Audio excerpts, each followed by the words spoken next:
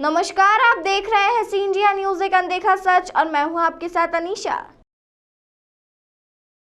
मुख्य कोच राहुल द्रविड़ ने इंदौर के होलकर स्टेडियम में न्यूजीलैंड के खिलाफ तीसरे एक दिवसीय अंतर्राष्ट्रीय मैच की पूर्व संध्या पर बताया कि टेस्ट खिलाड़ी नागपुर में 9 फरवरी से होने वाले पहले टेस्ट से पूर्व ऑस्ट्रेलिया के खिलाफ रेड बॉल मैच में अभ्यास नहीं करेंगे। साथ ही इंडियन प्रीमियर लीग 2023 में खेलने को लेकर शर्त भी बताई। राहुल द्रविड़ से पूछा गया कि क्या रणजी ट्रॉफी के लिए कुछ खिलाड़ियों को रिलीज करने के बारे में सोचा गया है। इस पर द्रविड़ ने कहा कि टेस्ट सीरीज के लिए भारतीय टीम की तैयारी भी उसी समय हो रही है। रणजी क्वार्टर फाइनल 31 जनवरी से होने हैं। राहुल द्रविड़ ने कॉन्फ्रेंस के दौरान कहा कि हम चयनकर्ताओं को पहले ही बता चुके हैं कि रणजी ट्रॉफी क्वार्टर फाइनल में खेलने वाले किसी भी खिलाड़ी को नहीं छुएंगे। टीम प्रबंधन ने रणजी ट्रॉफी के लिए टेस्ट टीम में शामिल किसी भी खिलाड़ी को रिलीज नहीं करने का भी फैसला किया है। हालांकि सीरीज शुरू होने के बाद किसी भी खिलाड़ी के टेस्ट में नहीं खेलने पर टीम इस मुद्दे पर विचार करेगी। अगर कोई ऐसा अवसर आता है जहां कोई हमारी टीम में नहीं खेल रहा है और सेमीफाइनल या फाइनल के लिए उसकी जरूरत है तो हम निश्चित रूप से इस पर विचार करेंगे।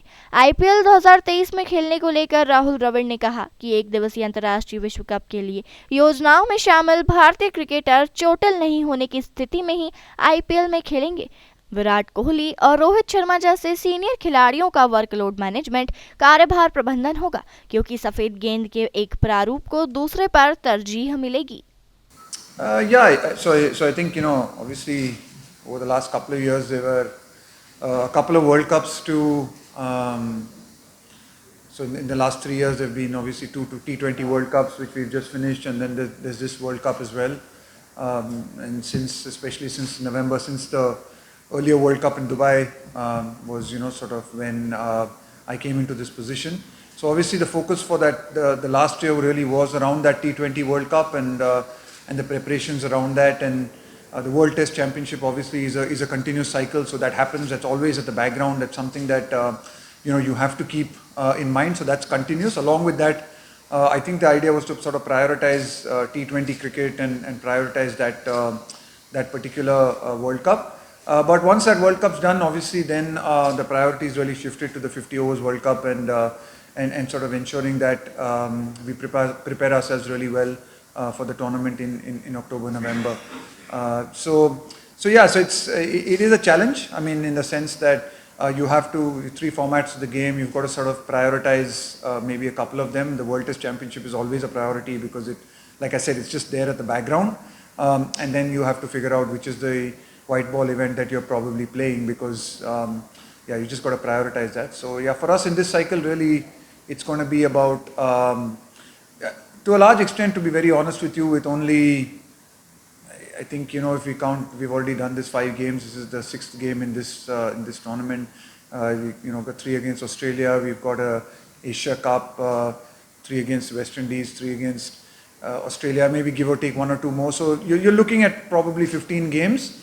So really at this stage, to be honest, I think we've sort of narrowed down on our group of players who we want, and we are sort of almost there. It's just now about ensuring that the players that we've narrowed down upon, we ensure that we play them more in one-day cricket and prioritize this format. कोई match औपचारिक नहीं होता, आप India के लिए खेल रहे हो तो पहली बात यही है, पर ज़रूर यहाँ पे एक मौका ज़रूर मिलता है हम लोगों को कि जो लोग बाहर बैठे हुए हैं, कुछ लोग जो हमारे प्लान में है, थिंकिंग में है, ज़रूर एक मौका मिलता है कि हम उनको थोड़ा गेम टाइम दें, क्योंकि बहुत इम्पोर्टेंट होता है कि आपको ज़रूर हर सीरीज़ जीतना होता है, हर मैच भी जीतना होता है, पर आपको अपनी स्क्वाड भी आपकी स्क्वाड भी आपकी जो स्क्वाड है उसको भी इनफ एक्सपीरियंस या गेम टाइम देना पड़ता है, क्योंकि हर टीम में 15 लोग होते हैं, या इस टीम में 16 है, पर 15 लोग होते हैं और सिर्फ 11 ही खेल सकते हैं।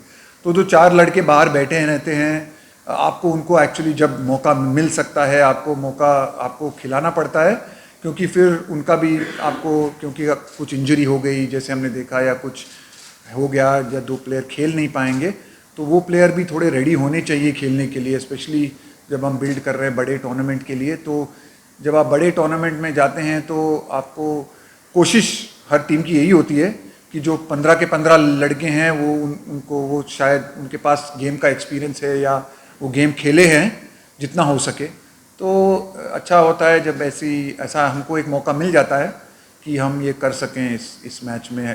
पर ये नहीं होगा कि औपचारिक होगा और हम जो भी हम खिलाएंगे 11 हम पूरी कोशिश करेंगे, या हम मानते हैं कि हमको जाके वहाँ पे जीतना ही है मैच, कोई भी हम हमारे लिए खेले। होपफुली हम भी कोशिश करेंगे कि उनको कम से कम में रोक पाएँ। हमारी कोशिश यही रहेगी, उनकी कोशिश रहेगी कि वो बड़ा स्कोर बनाएं, हमारी कोशिश रहेगी कि हम वो कम से कम उनको रोकें और वो स्कोर बनाएं, या हमारी पहले बल्लेबाजी आती है तो हम कोशिश करेंगे कि बड़ा स्कोर बनाएं। ज़्यादातर यहाँ पे देखा जाता है तो इंदौर की जो परंपरा है वो है कि बॉलर यहाँ पे आना नहीं चाहते हैं, वो फ्लाइट लैंड होते ही बॉलर यहाँ पे उनका जो हमने देखा है यहाँ पे। पर नहीं, ऐसी बात नहीं है, एक अच्छी चैलेंज है बॉलर्स के लिए भी, यहाँ पे अच्छी चैलेंज है। और देखा जाता है कि यहाँ पे स्कोर बनते हैं, बड़े स्कोर बनते हैं, चेज भी होते हैं। हाँ, हम बढ़िया क्राउड होगा यहाँ पे, पूरा मतलब मेरे को कहा गया है कि सब टिकटें बिक चुकी हैं। लास्ट टाइम भी हम आए थे 2020 में, तो बड़ा उत्साह के साथ सपोर्ट किया था टीम को। तो ऑलवेज लड़के खेलना चाहते हैं जहाँ पे क्राउड होती है, लोग स्टेडियम भरा हुआ हो। Just had to play it by ear. I mean, I think it's a tough one for us as well because we are preparing for these tournaments. As far as possible, we would really like that for boys to be able to play Ranji Trophy games as and when possible. But it's a tough one for us, right? I think the quarterfinals is, I think on the first, the first or the 31st, I think, and it's like just our build up for the Border Gavaskar Trophy is exactly at the same time. So obviously in a lead up and a build up to a big tournament like that, we're probably not going to be able to release any players. But as and when the series starts, if an opportunity presents itself where someone is not playing in our team and he is required for a semi-final or a final, then we will certainly look at it, and we would love to look at it. It's hard to put a thing on it now, but yeah, certainly it's something we do keep at the back of our mind. We're quite keen to call a few guys in the lead up of our preparation camp to Nagpur. So we've already agreed with the selectors that we'll not be touching anyone who's playing in the quarterfinals of the Ranji Trophy. So small stuff like that, but we'll just have to play it by ear. But yeah, it'd be lovely if the opportunity arises. I think we'll certainly look at it.